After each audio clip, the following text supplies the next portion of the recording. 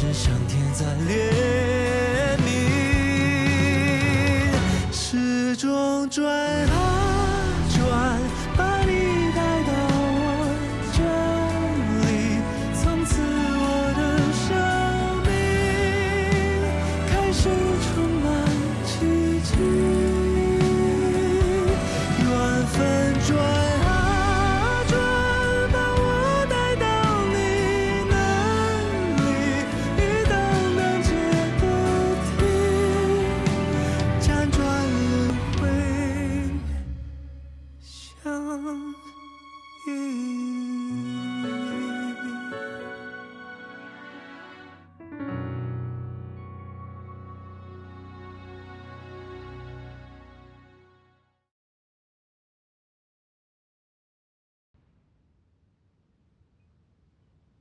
不行，我话还没说完呢。我是做研究的，不是做演员的，不要再找我客串了。再说，找个专业的演员就这么难吗？到时候观众一定会吐槽，这个栏目怎么这么穷，总用同一批嘉宾。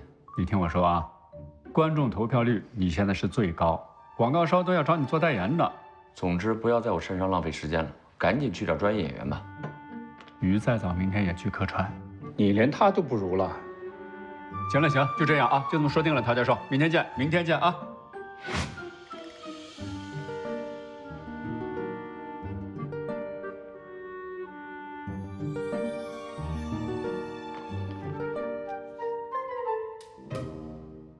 木导，资料好了是吧？哎，木导，你怎么对于编导和陶教授的说辞都不一样啊？废话，能一样吗？我要是开了这个口，广告商往里塞人怎么办？什么样的人都有，这节目还能看吗？就他们俩清静。好嘞。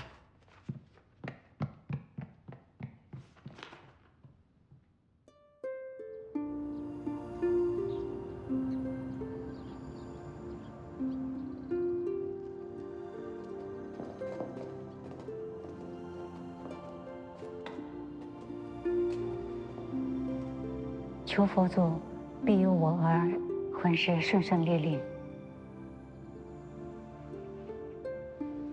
还不跪下？他孙家嫌我父至今仍是个国子监生，那孙伯坚更是托病辞婚。纵使天下的好男儿都死绝了，我也绝对不会嫁与这样的男子。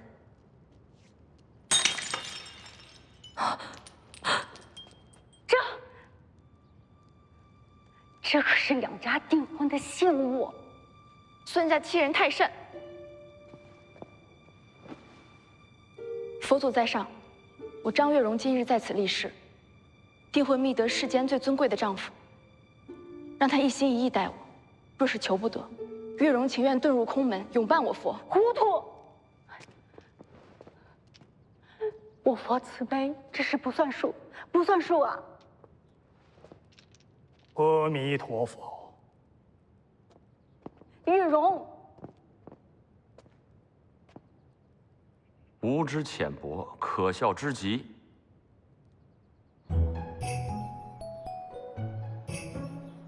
时值成化22年，皇室为太子朱佑称选妃。这位太子的亲生父亲，便是我们前面提起过的那位制作斗彩鸡缸杯的成化皇帝朱见深。他的生母却并非受到皇帝万千宠爱的万贵妃，而是一位广西纪姓土司的女儿。季氏因偶然的机会得幸生下了朱佑称，受封淑妃。可以说，朱佑称的整个童年时期都蒙上了一层名为万贵妃的阴影。殿下，这些淑女是已过复选的，万皇贵妃传话说她挑的您瞧不上，还请殿下从已过复选的淑女中慎选佳人，以充东宫。此时的张氏作为待选淑女之一，亦是跃跃欲试。正是一年立春时节，立春是中国24节气之一，一年中春季的开始。自古有跑马、咬春、戴闹鹅等风俗。张氏的第一步棋，正是由此开始的。春饼，据传从东晋起，中国人便有了立春吃春饼的习俗，以此迎接春日，展望丰收。最初，人们以麦面团擀成薄饼，与萝卜细丝和其他蔬菜一起用盘端上，裹卷食用，故又称春盘。淑女张氏呈上春饼。明代的皇帝也会在立春这一天赏赐春饼给文武官员。现在什么人的东西都敢往东宫送了？殿下，这张氏相貌严厉，颖悟能文，善抚琴奏笛，更经庖厨之技。万皇贵妃食欲不振，得他献上一道开胃佳肴，才解得圣上烦忧，自与旁人不同。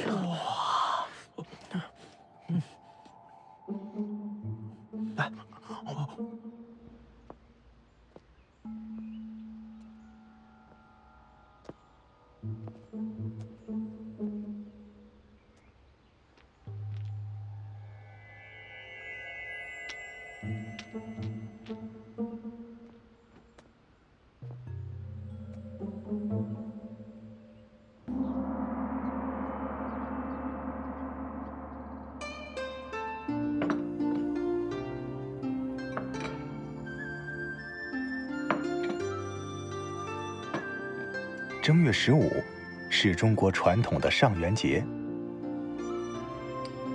上元节的晚上，人们要吃元宵、赏月，盼望着人月两团圆，生活幸福安康。因此，上元节也叫元宵节。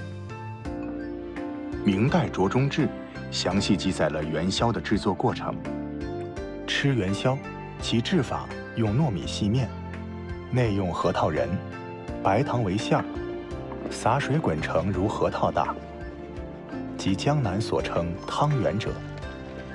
宋人那首《汤官寻旧味》，灶壁插新宫，星灿乌云里，朱浮浊水中，提到的福元子，说的便是这元宵了。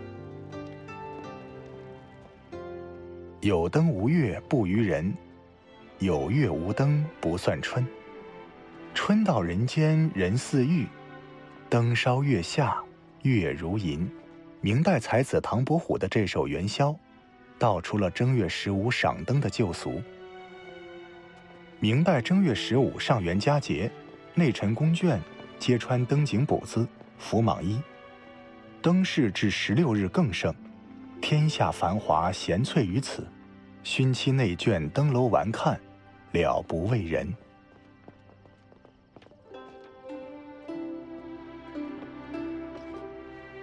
殿下，殿下，这又是张氏。拿笔来。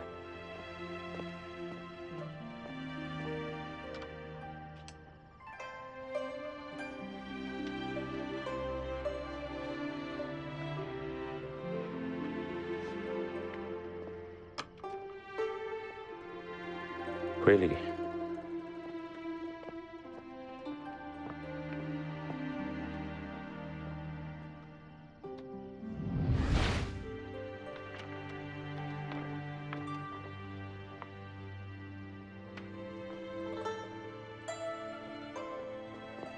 张氏出的这道谜面：一月又一月，两月共半边，上有可耕之田，下有流水之川。一家有6口，2口不团圆。谜底是用，朱又称上添一不字，拒绝之意不言即明。那这道元宵，自然只能他自己吃了。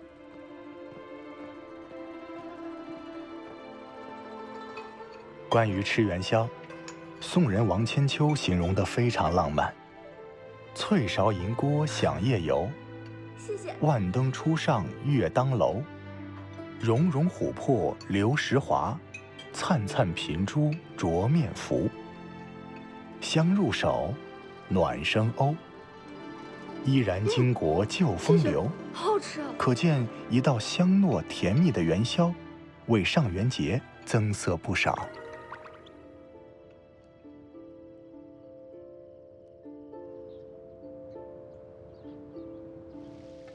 2月初2，各家用薯面枣糕，以油煎之，或以面和稀摊为煎饼，名曰熏虫。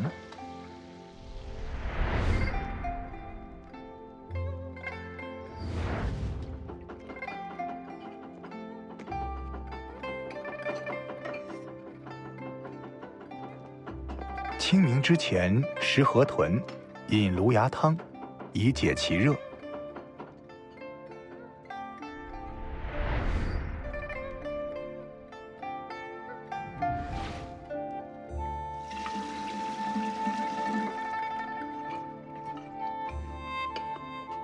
各家煮过夏之酒，此时吃炸，名曰桃花炸也。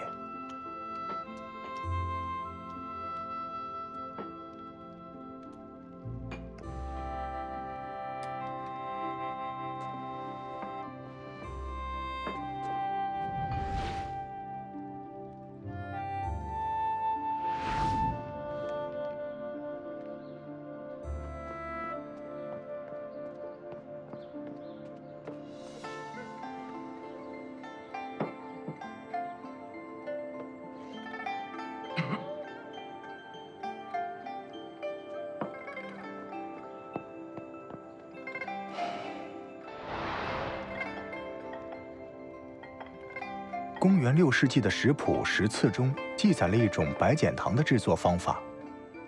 熟炊熟稻米饭，即热于储就净者，冲之为米滋糍。须令即熟，勿令有米粒，这与后来的糍粑非常相似。明代的人们便是将蒸熟的糯米趁热放入食槽内冲成泥状，切块晾干油炸，再裹上糖和碎芝麻调味，称为糍粑。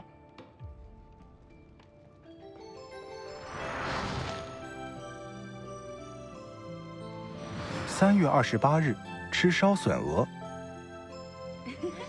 蛋糕点。清明，岁时百问，万物生长此时，皆清洁而明净，故谓之清明。清明是中国重要的传统节日之一，是民间祭祖和扫墓的日子。这怎么回事啊？回一下。是摔到哪儿啊？疼不疼啊？没事没事，没关系，没关系，一定要小心点。没关系没关系，要不要上点药啊？除了祭奠祖先、缅怀先人，清明节还融合了3月3上巳节、上巳春夕的节俗。人们会在这一天出门踏青、荡秋千、打马球、插柳、蹴鞠，享受丰富多彩的春季活动。4月，尝樱桃，以为此岁诸果欣慰之时，吃笋鸡，吃白煮猪肉，又以各样精肥肉、姜、葱、蒜错入豆大拌饭，以莴苣大叶裹食之，名曰包儿饭。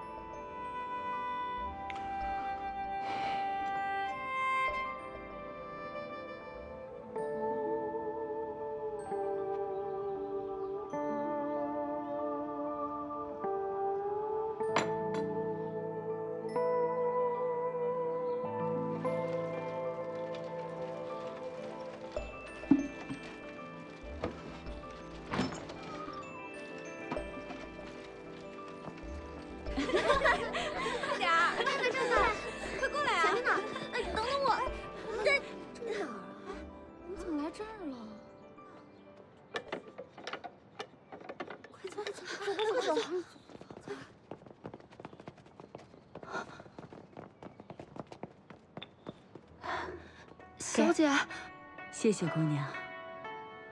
小姐，咱们赶紧走吧。无妨。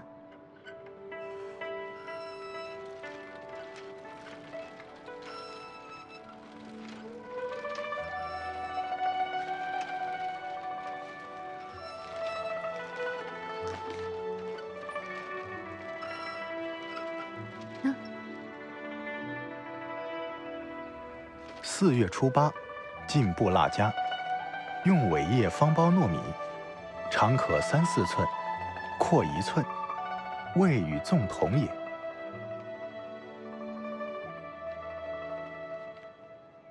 太子殿下幼时最喜欢吃布拉夹。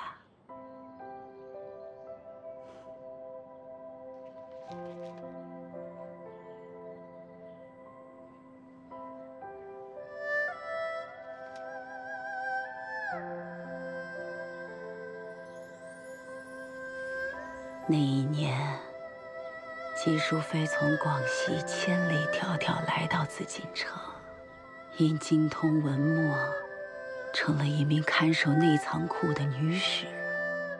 原本，她一辈子也没有机会成为宫妃。可人生总是充满变数。一次偶然的得幸，她生下了一个儿子。可这紫禁城啊，终究是万贵妃的天下。您这是做什么？他们母子俩屈居于这个简陋的院子，过着与世隔绝的生活。你放手，冷了，我们捡别的。饿了，病了，都得自个儿想法子。从来也没有人想起过他们。日子过得再艰难，淑妃娘娘都竭尽全力地护着小皇子。娘娘常说，他自幼便没了父母，是个亲缘淡薄的人。蒙上天垂怜，才给了他一个牵挂。他唯一的心愿，就是陪着他读书、玩耍，看他一日日的长大。唉，只可惜呀，上天一时的怜悯，终究无法长久。他走之后啊，世上再也没人能护他。皇子殿下他，也只能一个人走下去了。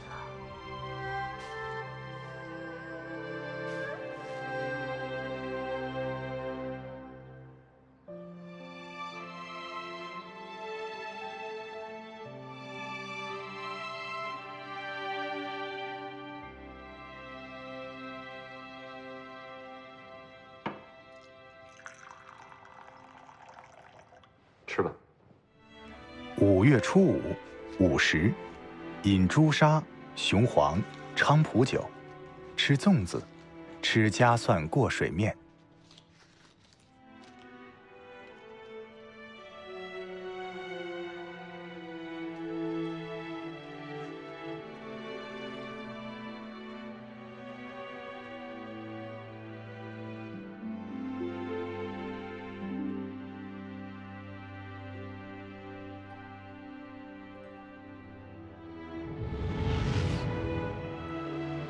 中华各地东西南北，包粽子都有不同的讲究，咸粽、甜粽各有所爱。广西有一种特殊的背包粽，不知从哪一代流传下来的，捆扎严密，味道可口。在朱佑樘的心中，这是他对母亲仅剩下不多的印象了。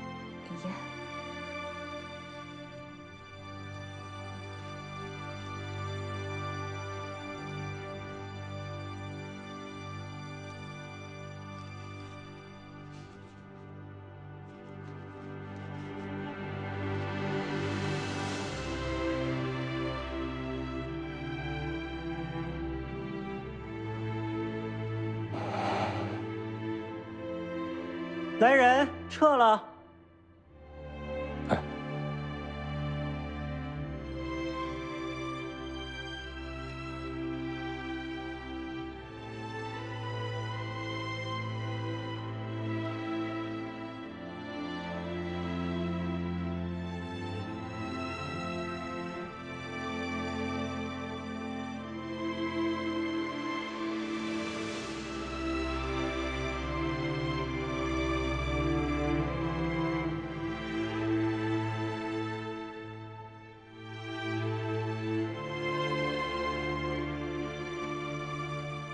或许是粽子背后传递的隐隐关怀，在某一刻触动了朱佑称，东宫不再拒绝张氏送去的食物。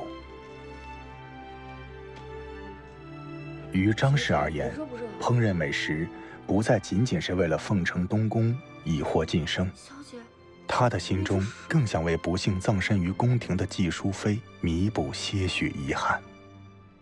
没事儿。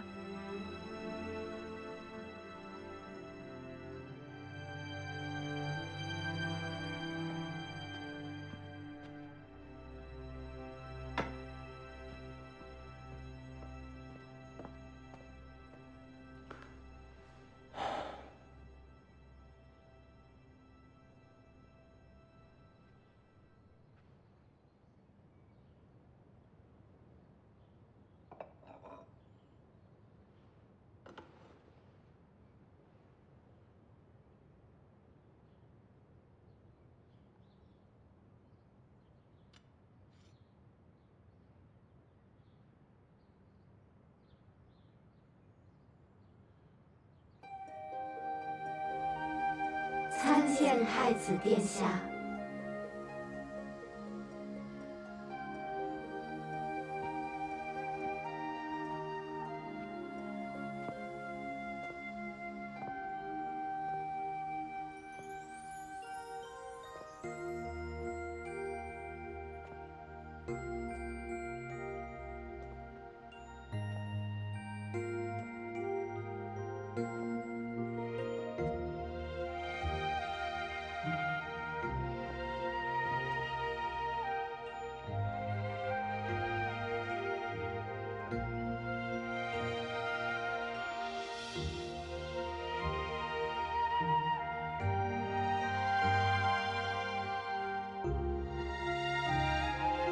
正选当日，张氏自信地以为凭借美食缔结的情谊，至少能打动东宫太子。可事情的发展还是远远出乎他的意料。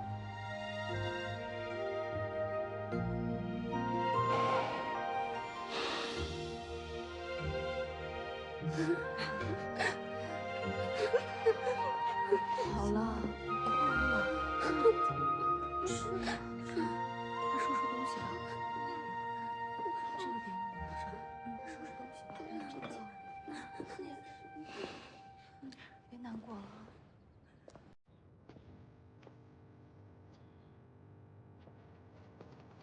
着中志原本载：8月15，家家供月饼瓜果，后月上焚香后，即大肆饮啖，多敬夜使散席者。如有剩月饼，仍整收于干燥风凉之处，至岁暮合家分用之，曰团圆饼也。始造新酒，蟹始肥。凡宫眷内臣吃蟹，火洗净，蒸熟，5、6成群，攒坐共食，嘻嘻笑笑。自揭其盖，细将指甲挑剔，蘸醋蒜以佐酒。中秋供月剩下的月饼，一直保留到岁末，一家人共同分食，这才叫团圆饼。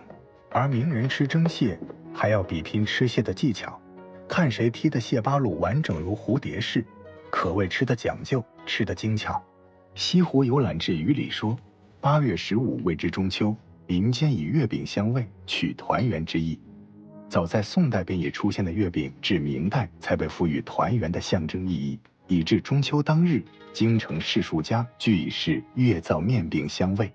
临别之际献团圆饼，恭贺太子觅得良佐。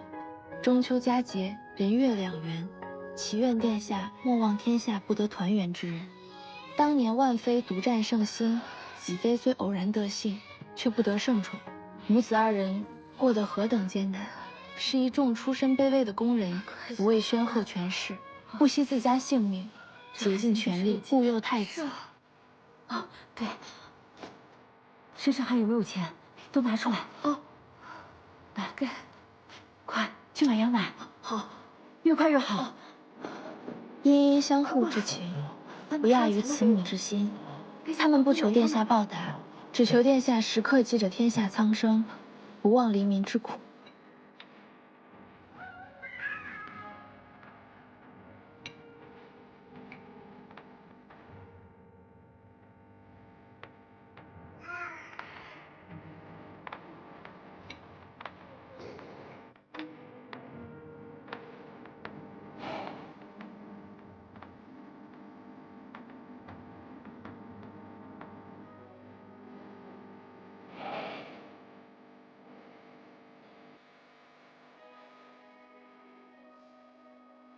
请太子、太子妃共饮合卺酒。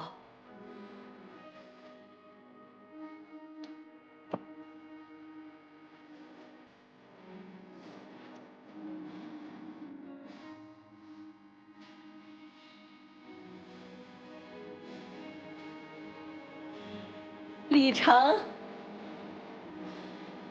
恭贺太子、太子妃。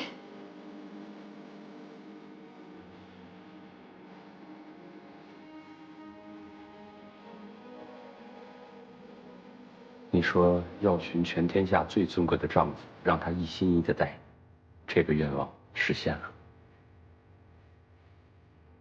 有人对我言，要换天下一心一意的夫君，唯有一个办法。什么办法？以真心换真心。孝宗之世，名有天下100余年矣。海内易安，户口繁多，宾阁休息，盗贼不作。及孝宗即位，立为皇后，后与上爱笃，宫中同起居，无别宠，等民间伉俪然。看。好，这场戏过了，大家辛苦了，大家辛苦啊！哎，你没事吧？慢点，慢点，是不是特别重啊？小心。陶教授演得好，非常好。陶叔叔，我能跟你拍张照吗？可以呀。谢谢啊。这小朋友演得非常好，小鱼，你下次有这样需要孩子的，记住啊，用这个孩子。没问题。谢谢导演，谢谢导演。好，行。陶教授，大家收拾收拾。我们全家都特别喜欢你的节目。自从知道能上你的节目，他呀高兴的一晚上没睡着觉。谢谢。哎，那我们能在这儿合影吗？啊，好。哎，谢谢啊。啊，好。谢谢。慢点。来，快。帮我开下门。来看这里。1、2、3，笑。重不重？好多了。谢谢你啊。我们走吧。不嘛不嘛，我还要拍。乖。我们走啦。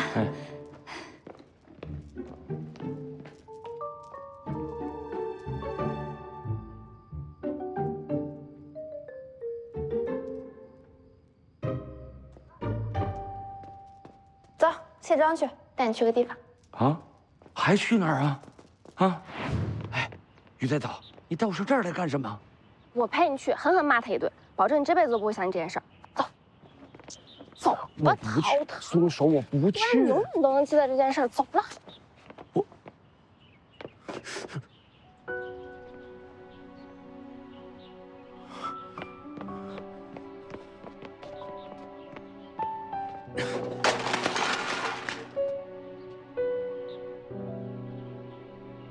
你满意了？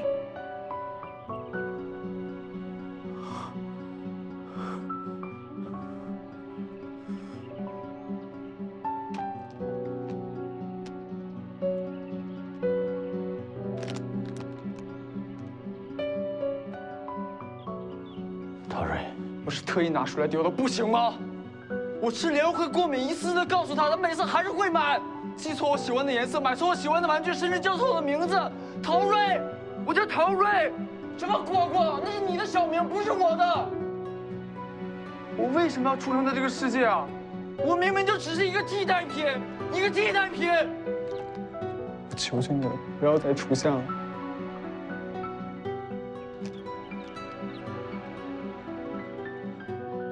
陶瑞，我。瑞瑞，你上哪儿去了？瑞瑞，哎呦，这孩子。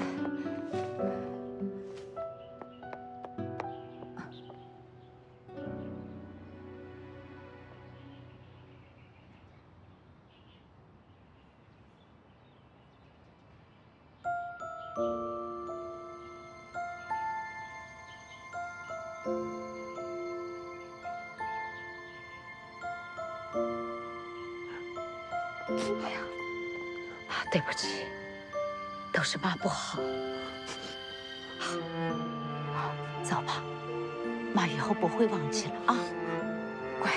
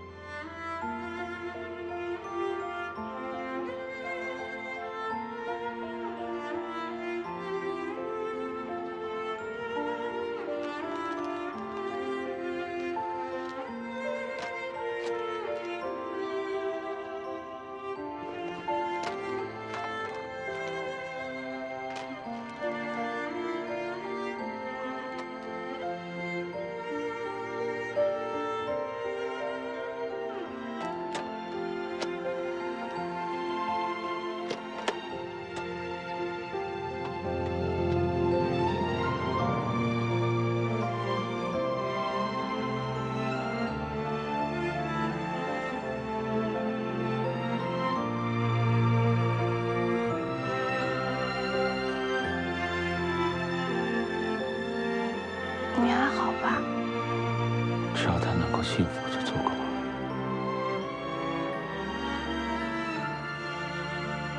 原来你的小名叫果果呀？是叫果果吗？怎么？哎，淘淘，你说为什么没有陶瑞4岁以前的照片呢？他是不是被领养的呀？嗯，果果。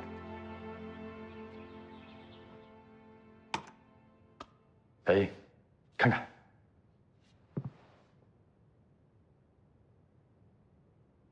为什么观众那么爱古装啊？啊，为什么？为什么？为什么？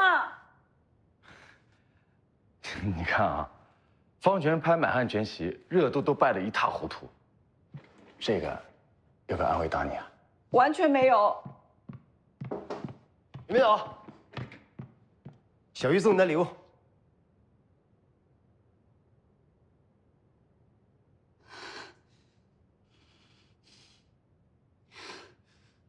你留着吧。啊？这不好吧？于再早送给袁佳莹礼物，这见者有份啊，咱俩分了。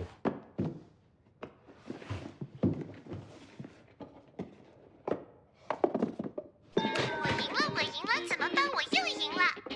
我赢了，怎么办？我又赢了！赢了，怎么办？我又赢了！你那么喜欢，你留着吧。把于再早给我叫进来。他说第1季收官了，他要放假了。放他个大头鬼啊！我们要赶在文物大展结束前开拍第2季。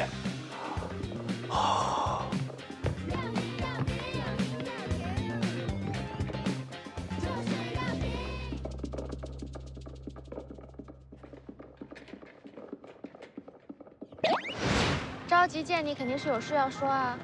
我已经想到了一个很好的主题，可以作为下一季的开局。你在机场？你在哪呢？于再早。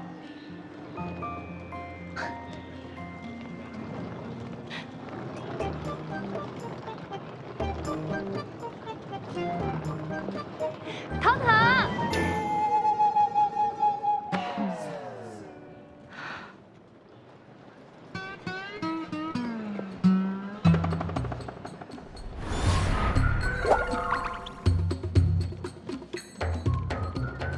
庄依依，你怎么知道我今天回来呀？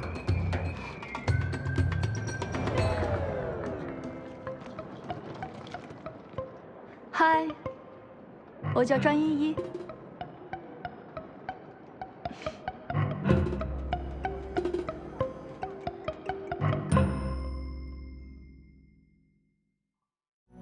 和我们一起守望传承。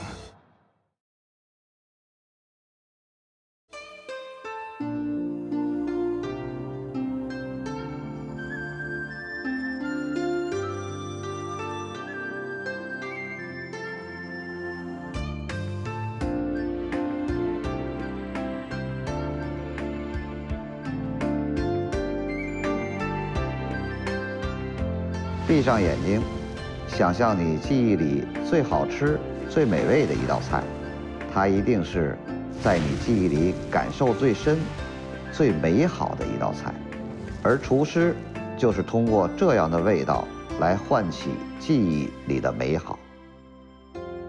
其实我从小6、7岁的时候呢，就跟着父母在厨房里边呢打下手啊，就喜欢鼓捣这些东西。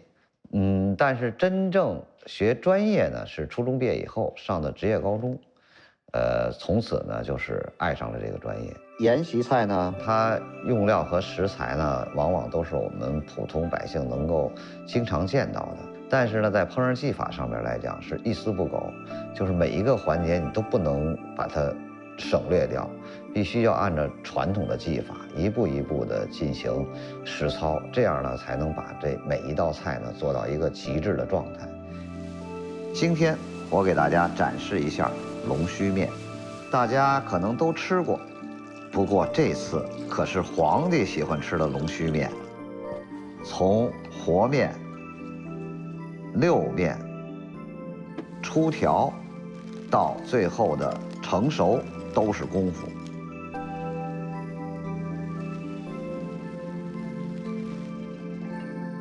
和面讲究的是手推面，面推水，搓成雪片，揉成团，然后再炸面成型。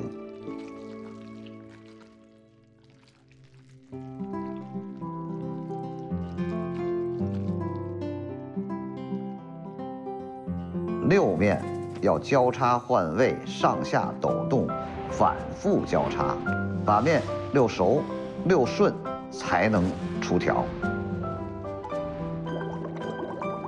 出条时讲究的是长条上岸，两手按条，左手向里，右手向外，搓条上劲儿，提起两头，一抖一抻，再次上岸，两根对折，撒上薄面，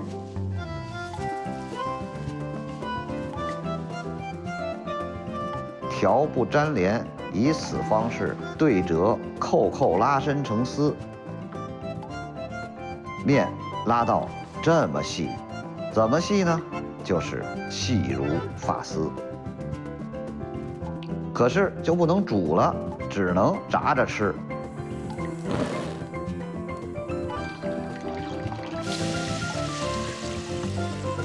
香脆可口，这滋味可就是皇帝的感觉了。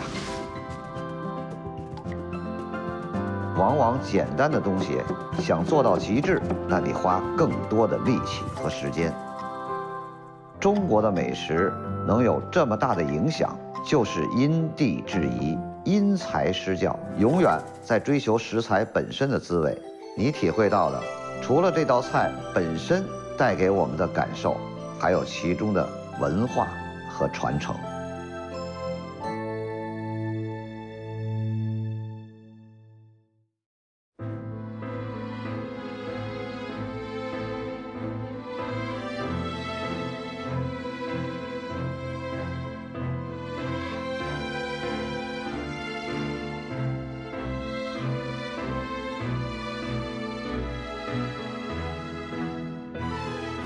叮当琳琅花色香，灯将玉浆钟表彰。此曲放满腔，歌词顺香，同饮着一条江，各泛出几层浪，分装如霜，披望，明堂徐香为红墙。钟鸣有两方，非无法去敦煌，在故人的地方塑造戏的模样。有一声长语出千古绝唱，让专注将